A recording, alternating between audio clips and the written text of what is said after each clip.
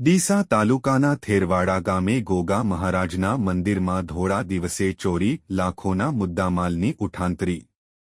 ડીસા તાલુકાના તેરવાડા ગામના અર્બુદા નગરમાં આવેલા ગોગા મહારાજના મંદિરમાં ફરી એકવાર ચોરીનો બનાવ બન્યો છે। બપોરના સુમારે થયેલી આ ચોરીમાં ચાંદીની મૂર્તિઓ, રોકડ રકમ અને અન્ય કિંમતી સામાન મળી કુલ લાખો રૂપિયાના મુદ્દામાલની ચોરી થઈ હોવાનું જાણવા મળ્યું છે। આ ચોરી અગાઉ પણ આ જ મંદિરમાં મોટી ચોરી થઈ હોવા છતાં કોઈ કાર્યવાહી ન થતાં ગામલોકોમાં રોષ વ્યાપ્યો છે। મંદિરની દેખભાળ કરતા પ્રકાશભાઈ ચૌધરી, વિનોદભાઈ ચૌધરી અને રમેશભાઈ ચૌધરીએ જણાવ્યું હતું કે સવારે 9 વાગ્યાના સુમારે તેઓ પૂજા અર્ચના કરવા ગયા ત્યારે મંદિરમાં કોઈ નુકસાન કે ચોરી થયેલ નહોતી। જો કે બપોરના સમયે ફરી મંદિરે જતા ચોરી થઈ હોવાનું માલુમ પડ્યું હતું।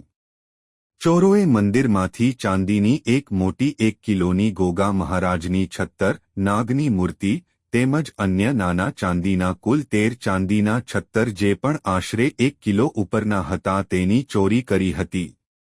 આ ઉપરાંત મંદિરની અંદર છૂટા પડેલા આશરે રૂ.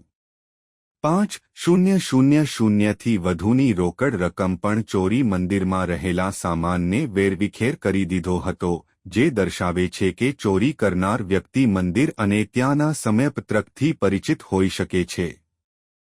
ઉલ્લેખનીય છે કે આ મંદિરમાં અગાઉતા 7 ઓક્ટોબર 2023ના રોજ રાત્રિના સમયે પણ મોટી ચોરી થઈ હતી। તે સમયે ચોરો 2 સોનાના છત્તર, આશરે 1 તોલા, ચાંદીના કુલ 130 છત્તર, અંદાજિત 3 કિલોગ્રામ, ચાંદીના 4 ઝુમ્મર, ચેહર માતાજીની નથણી, આશરે 300 ગ્રામ અને દાનપેટીમાંથી રૂ.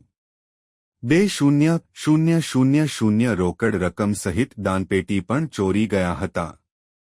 તે સમયે ગ્રામજનોએ શ્રદ્ધા રાખીને કોઈ ફરિયાદ નોંધાવી ન હતી, જેનો ફાયદો ચોરોએ ઉઠાવ્યો હોવાનું મનાય છે।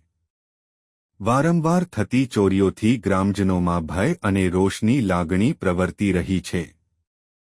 ડીસા તાલુકા પોલીસ ઘટના સ્થળે પહોંચી હતી અને ગ્રામજનોએ તાત્કાલિક ધોરણે ચોરોને પકડી પાડવાની માગણી કરતા પોલીસે ફરિયાદ દાખલ કરી વધુ તપાસ હાથ ધરી છે।